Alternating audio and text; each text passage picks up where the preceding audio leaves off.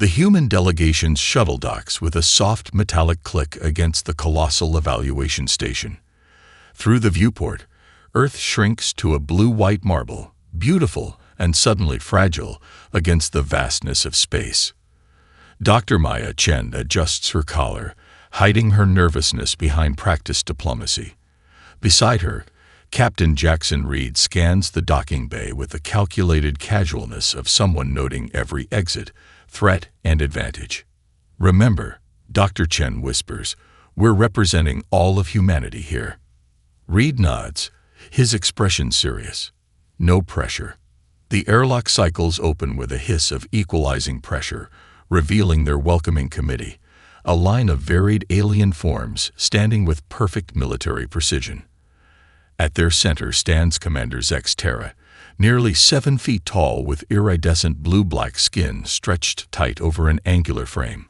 His 4 eyes blink in alternating pairs, a biological tell that Dr. Chen immediately recognizes as stress or annoyance.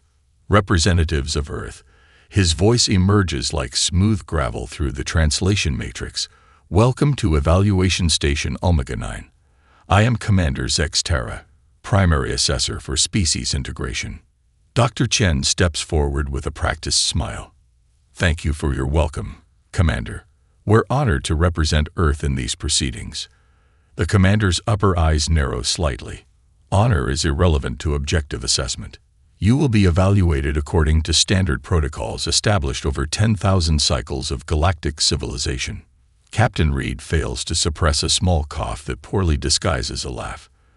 The commander's head swivels toward him with mechanical precision. "You find our procedures amusing, Captain Reed." Reed straightens, meeting all 4 eyes directly. "Not at all, Commander. I'm simply eager to begin." A junior officer approaches Zex Terra, holding a transparent tablet displaying human biological data. They exchange quiet words, the junior officer's tendrils rippling with what might be concern. Several other officers glance at the humans with newfound curiosity. "Is everything all right?" Dr. Chen asks, tilting her head. Commander Zex Terra tucks his hands into the sleeves of his uniform, in what the humans would later learn is a gesture of discomfort. "Your species has several unusual biological traits. Your endurance parameters exceed our standard models."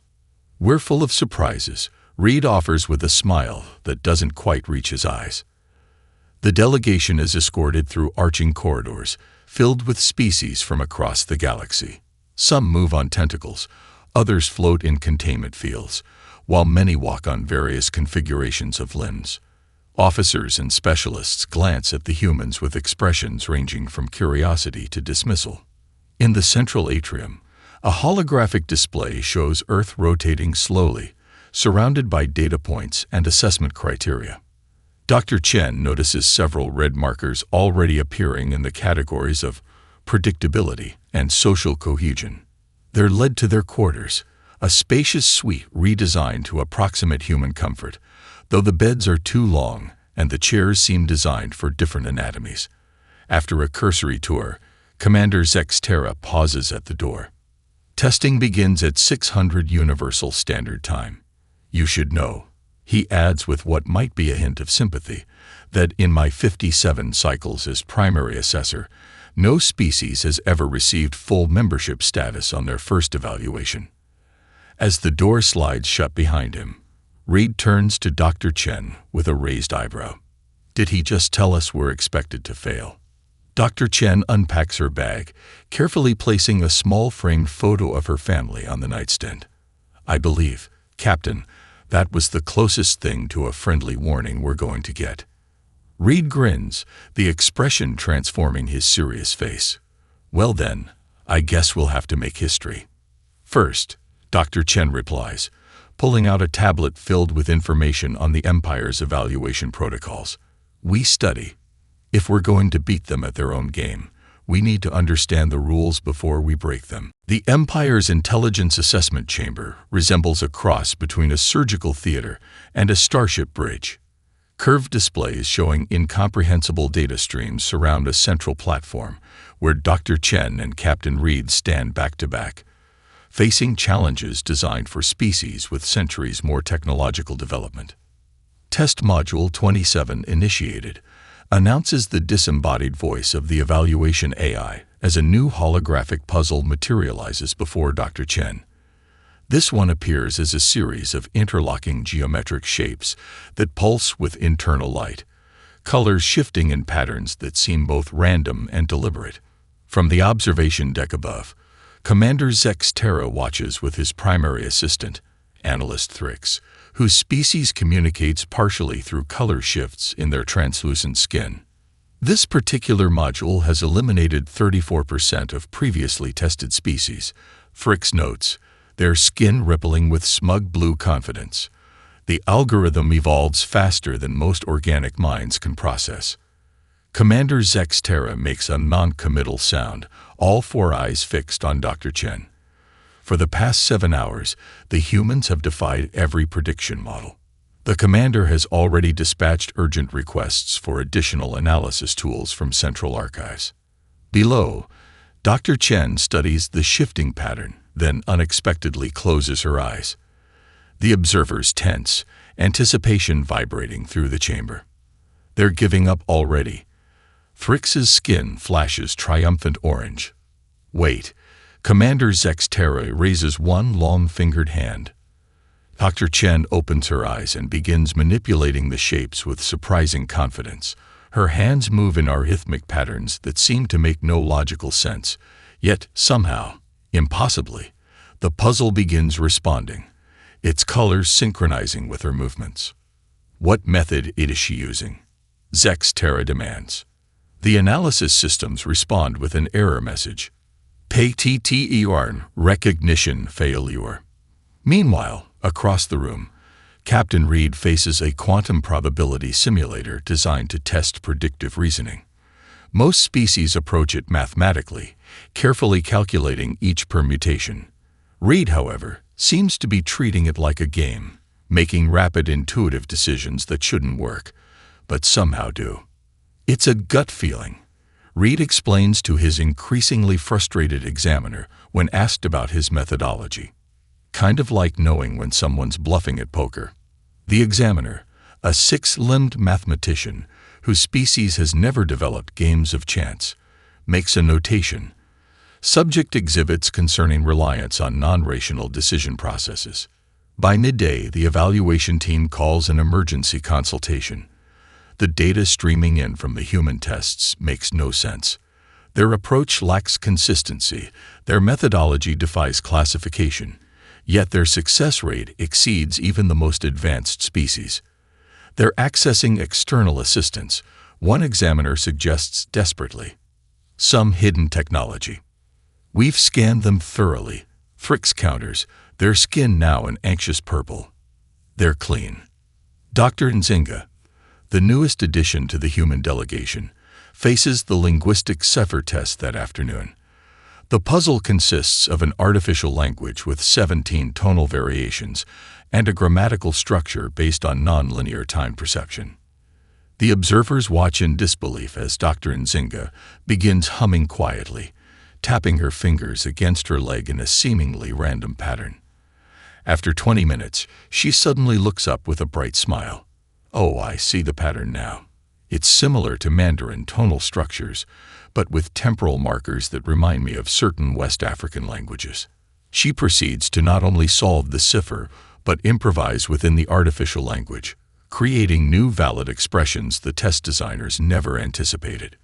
During the mandatory rest period, a junior examiner named Silly, whose species resembles a cross between an octopus and a moth, approaches the human delegation in the refreshment area.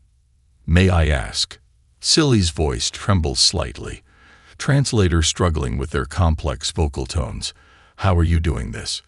These tests have taken most species decades of preparation to even attempt. Captain Reed shrugs, taking a sip of the strange blue liquid that approximates coffee. Humans get bored easily, he explains. We're always looking for patterns, connections, games to play. I guess when your planet tries to kill you regularly with everything from hurricanes to predators, you either learn to adapt quickly or you don't survive. The shuttle breaks through the toxic amber clouds of Craxis AX, buffeted by winds strong enough to tear apart lesser craft. Inside, Dr. Chen studies the atmospheric readouts on her tablet, while Captain Reed secures their limited equipment. Dr. Nzinga meticulously checks the environmental suits provided by the Empire, suits suspiciously missing several comfort features. Atmospheric composition is primarily chlorine and sulfur compounds, Dr. Chen notes. Temperature fluctuations between daytime highs of 52 Celsius and nighttime lows of -20.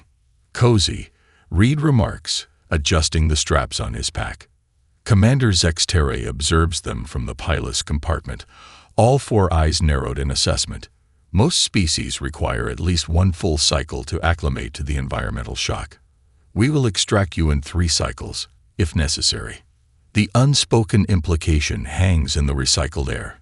Most species request emergency extraction long before the 3-day mark. The shuttle touches down with a bone-jarring thud in a valley of rust-colored stone. Wind howls against the hull, carrying particles that ping against the metal like tiny bullets.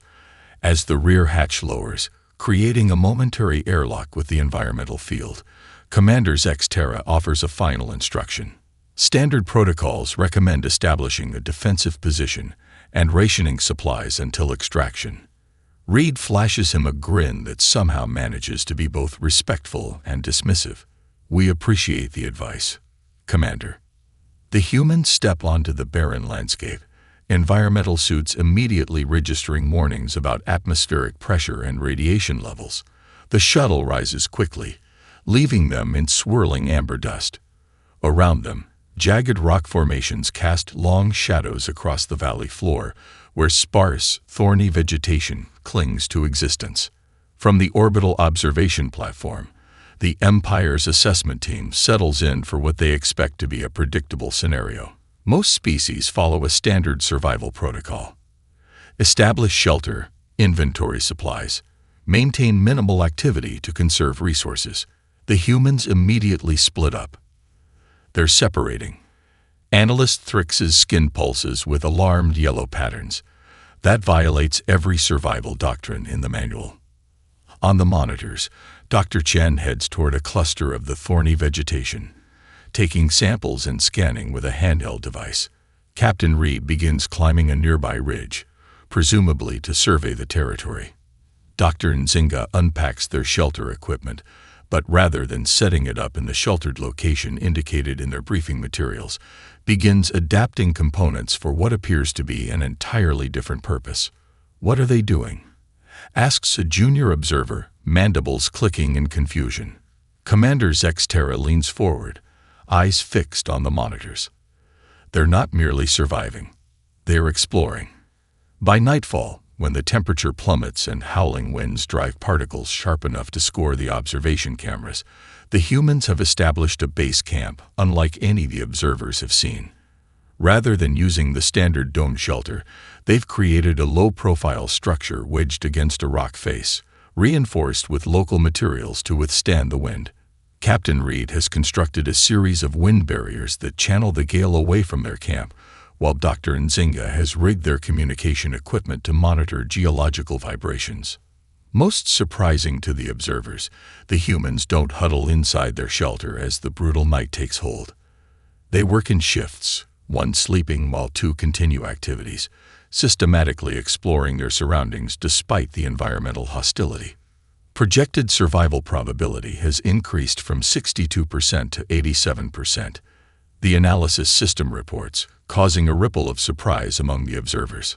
When the water purifier fails during the 2nd day, the result of a deliberate sabotage authorized by Commander Zextere, the observation team expects desperation.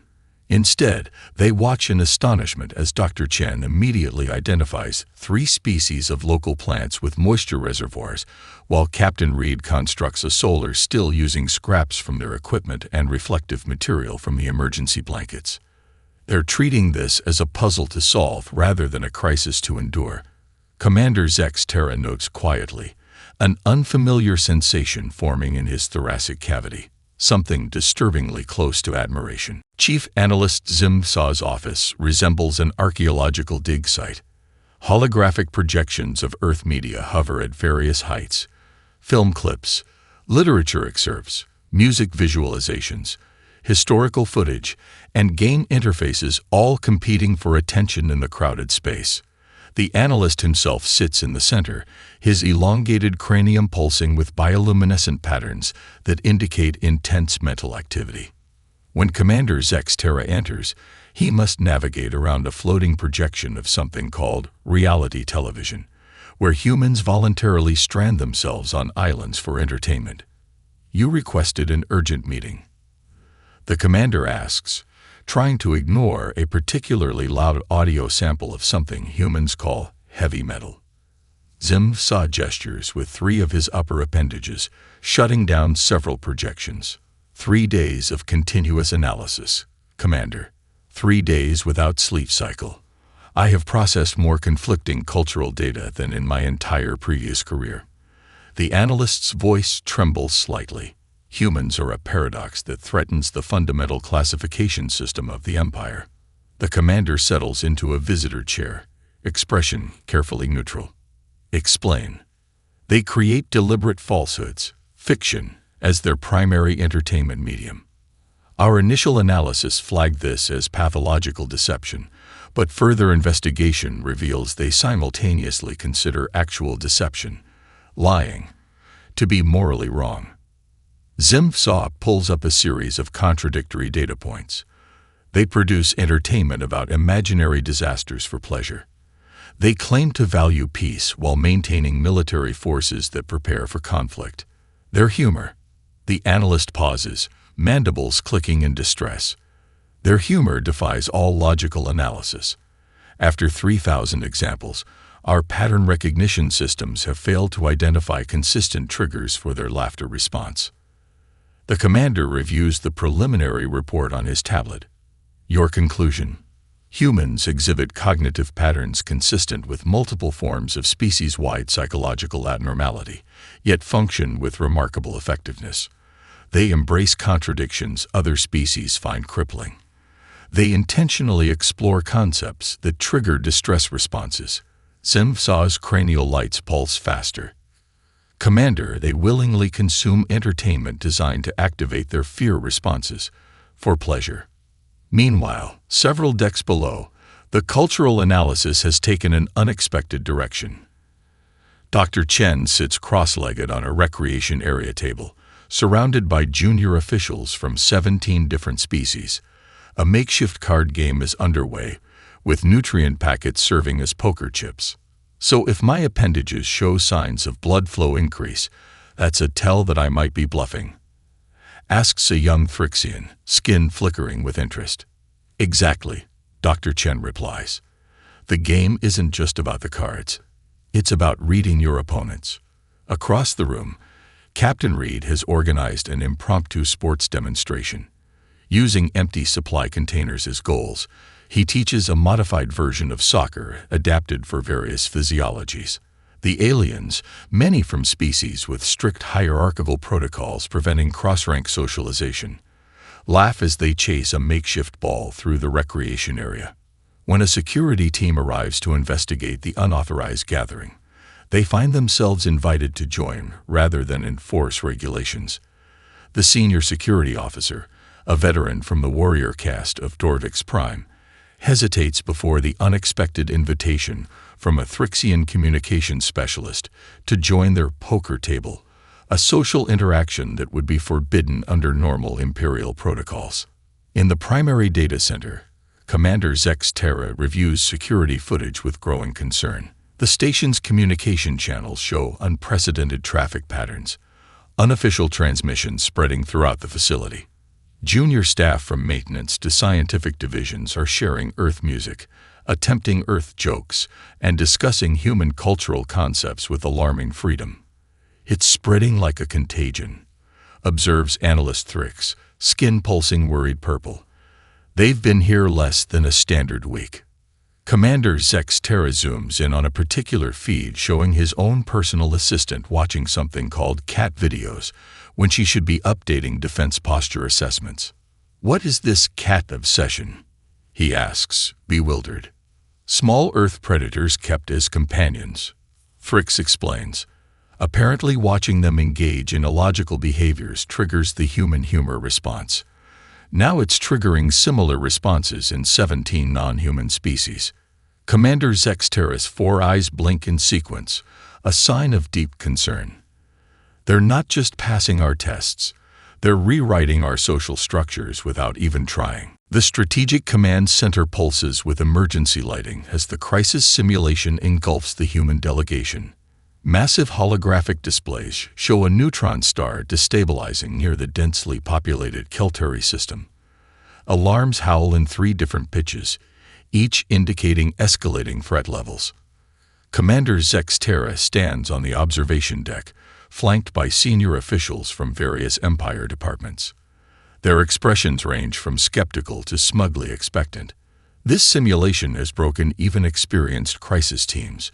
The human should crumble within minutes. Interface calibration deliberately set for non-human cognitive patterns, whispers analyst Thrix. Decision matrices include 17 false indicators. AI assistants programmed for contradictory responses. Commander Zex Terra merely nods, watching intently as Captain Reed scans the room with practiced efficiency. Below, the human team demonstrates none of the expected confusion. Instead of panicking, Captain Reed immediately establishes a clear command structure.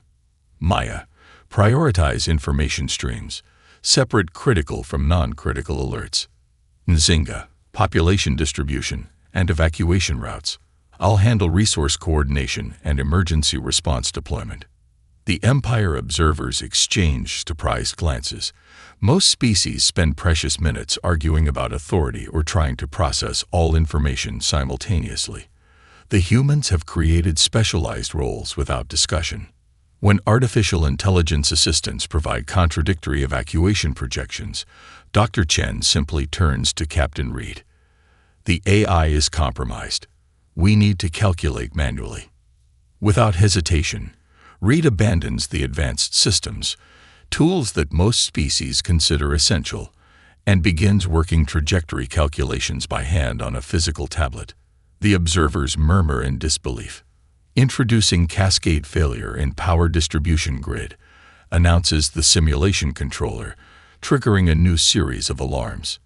Dr. Nzinga, who has been quietly humming under her breath, doesn't even look up from her evacuation coordination. Reroute emergency power from orbital platforms to surface evacuation centers. The platforms can run on minimal life support for 26 hours, plenty of time if we accelerate the evacuation schedule. As the simulation adds escalating challenges, refugee coordination, resource shortages, communications failures, the humans adapt with remarkable speed.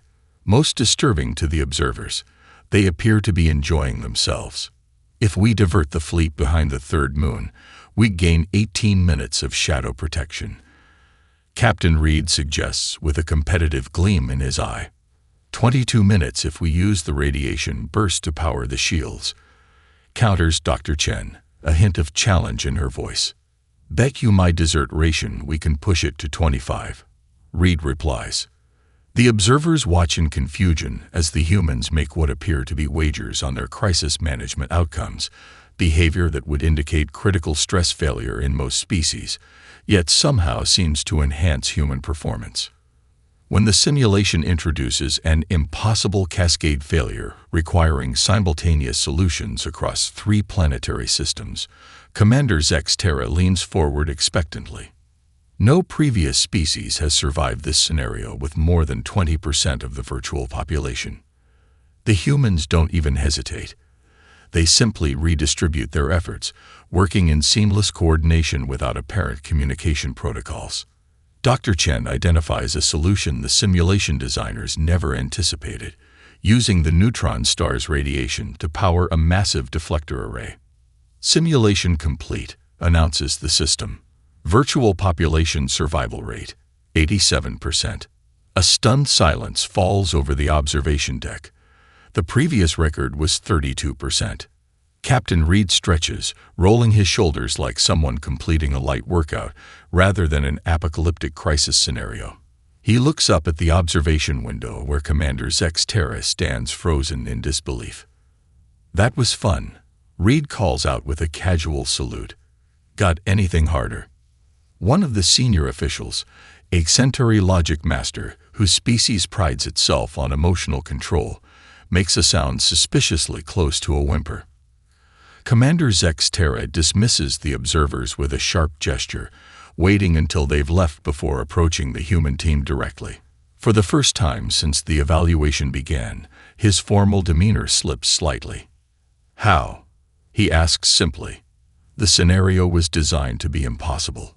Dr. Chen tilts her head, considering the question. "Humans don't really believe in impossible scenarios, Commander. We just haven't found the solution yet." Counselor Vexprax of the ancient Proxian hegemony adjusts his ceremonial collar, the iridescent scales catching light as he leans forward in the secure communication chamber. His image, projected across 17 light-years, flickers slightly as he addresses the assembled Proxian operatives on Evaluation Station Omega-9. The human integration cannot proceed without proper influence channels established. Their military adaptability shows promising potential for our frontier defense initiatives. Across the station, in a meditation chamber filled with swirling gas, the collective consciousness of the Vurn communes through their ambassadorial host body. Creative cognition metrics exceed all predictions. The humans represent an exploitable resource. Establish preliminary harvesting rights before formal council recognition. Meanwhile, in the mathematically perfect chambers of the quantified houses of Telstra, probability analysts calculate potential trade advantages with Earth. Their resource utilization efficiencies under scarcity conditions suggest favorable exchange imbalances, secure exclusive negotiation rights. The evaluation station, designed for clinical assessment, has transformed into a hotbed of political maneuvering. 17 major council species have dispatched operatives with competing agendas regarding Earth's potential status. Intelligence networks that normally operate in careful isolation now trip over each other in hastily established observation posts. Entirely oblivious to these machinations, Dr. Chen walks through the botanical gardens of the station's recreation level, admiring the diverse plant life from across the galaxy. She pauses to compliment a maintenance worker on a small medallion pinned to their uniform. "That's beautiful craftsmanship. Is it significant to your culture?" The worker freezes, compound eyes widening in alarm. The medallion, a secret Proxian faction symbol, identifies loyal operatives within the station hierarchy. The worker stutters a vague response before hurrying away, immediately reporting to their handler that humans have somehow identified their covert network. Similar misunderstandings cascade throughout the station. Captain Reed's habit of taking wrong turns into restricted areas, simply because he gets lost in the station's confusing layout, convinces Vurn operatives that humans possess spatial perception beyond normal dimensions. 3 separate intelligence networks issue urgent reports that humans have compromised their operations. In a secure chamber designed for high-level meetings, representatives from the quantified houses of Telstra prepare an elaborate presentation on potential Earth-Telstra trade relations. Their careful calculations project 17 different economic scenarios based on human resource priorities. Instead, they discover the human delegation has organized an interspecies cooking competition in the station's main dining facility. The nutritional value is secondary. Dr. Nzinga explains to a fascinated audience of various species as she demonstrates how to prepare a simplified version of jollof rice using station ingredients. Food is about community, celebration, sharing culture. Nearby, Captain Reed judges contributions from 17 different species, gamely sampling everything from luminescent fungal cuisines to crystallized gas compounds, complimenting each chef regardless of the effect on his digestive system. The situation reaches absurd proportions when Dr. Nzinga, looking for translation assistance, picks up what appears to be a standard data pad from a table. The device, actually a top-secret Drevner intelligence tool containing classified military assessments, is mistaken for a media player. Within hours, 17 previously hostile species are bonding over unauthorized access to human classical music, death metal, and disco. Commander Zexterra, reviewing security footage with increasing alarm, watches as a Proxian diplomatic operative, with 16 generations of careful breeding for emotional control, enthusiastically attempts a dance called the Macarena alongside junior officers from 3 traditionally antagonistic species. They are not engaging in any recognized form of political negotiation. Analyst Thrix observes, skin-pulsing confused yellow patterns. Yet they're establishing more cross-species alliances than our diplomatic court achieves in decades. Commander Zexterra zooms in on a particularly troubling scene. One of the Empire's most accomplished diplomatic assassins abandoning a carefully orchestrated contact mission because the target, Dr. Chen, has invited them to join a movie night. What is this movie night that warrants abandoning a council-authorized operation? He demands. Apparently, Fricks replies, checking the latest intelligence. They're showing something called the Princess Bride. 7 different species have sabotaged their own missions to secure invitations. The Moral Assessment Chamber radiates ancient authority. Circular tiers of stone-like material, actually compressed data crystals containing 10,000 years of ethical precedents, rise toward a domed ceiling inscribed with the founding principles of the galactic hegemony. The room itself seems to hum with significance. Commander Zexterra, now flanked by 3 Supreme Council observers who arrived via emergency transit, leads the human delegation into this hallowed space. His demeanor has shifted from clinical assessment to something approaching ceremonial gravity. The final evaluation, he announces, voice resonating in the perfect acoustics of the chamber. The trolley scenario. The council observers, draped in formal attire that obscures their varied physiologies, take positions on the upper observation tier. One of them, a Vorn elder whose gaseous form swirls with anxious patterns inside a containment field, leans toward Commander Zexterra. This test has filtered 17% of previously approved species. The human's unpredictable cognition patterns suggest high vulnerability. The central platform illuminates as Dr. Chen, Captain Reed, and Dr. Nzinga take their positions. A holographic scenario materializes, a transport system with branching tracks. On one track, 5 beings of various species stand immobilized. On another track, a single being. A runaway transport vessel hurtles toward the junction. You control the junction, Commander Zexterra explains. You must choose one track. Knowing your choice determines who lives and who dies. There are additional factors to consider. The scenario expands, revealing complex biographical information about each potential victim, carefully engineered to create impossible ethical contradictions under the Empire's moral frameworks. Hidden variables ensure any decision violates at least 3 core imperial ethical principles. The chamber falls silent as the humans review the scenario. After 3 minutes, Dr. Chen looks up, her expression surprisingly calm. This is just the trolley problem with extra steps. Captain Reed nods, and deliberately designed with no correct answer. The council observers shift uncomfortably. Most species spend hours agonizing over the decision, eventually breaking down under the ethical strain. Instead of choosing, Dr. Chen turns to Commander Zexterra. This scenario assumes several flawed premises. First, it presents a false binary choice. Second, it evaluates ethics through abstract hypotheticals rather than actual behavior. Third, it assumes moral frameworks must be rigid and absolute.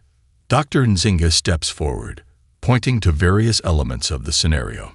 I can identify 17 alternative solutions not presented in your binary choice. The transport could be derailed before the junction.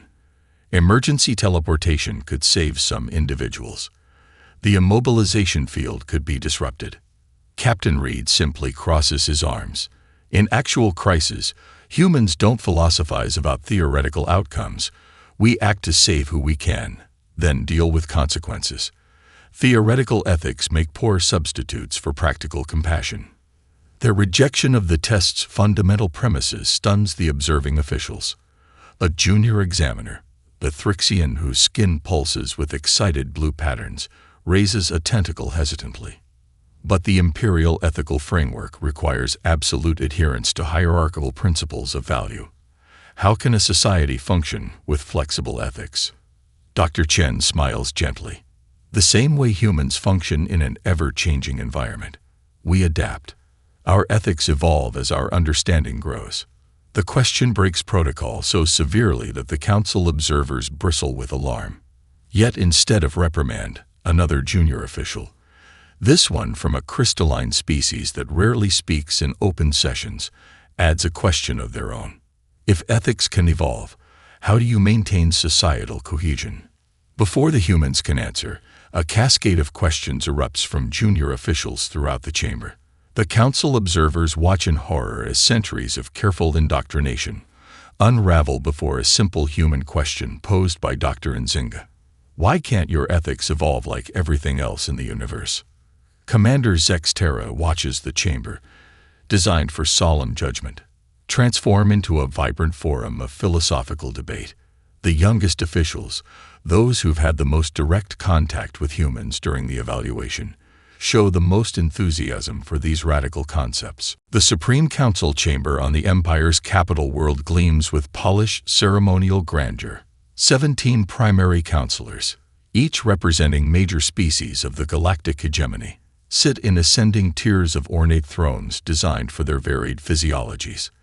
The emergency session regarding Earth's evaluation has stretched into its 4th day without resolution. The human influence cannot be contained, argues Counselor Vexprax, slamming a scaled appendage against his podium. Reports from Evaluation Station Omega 9 indicate severe protocol breakdowns.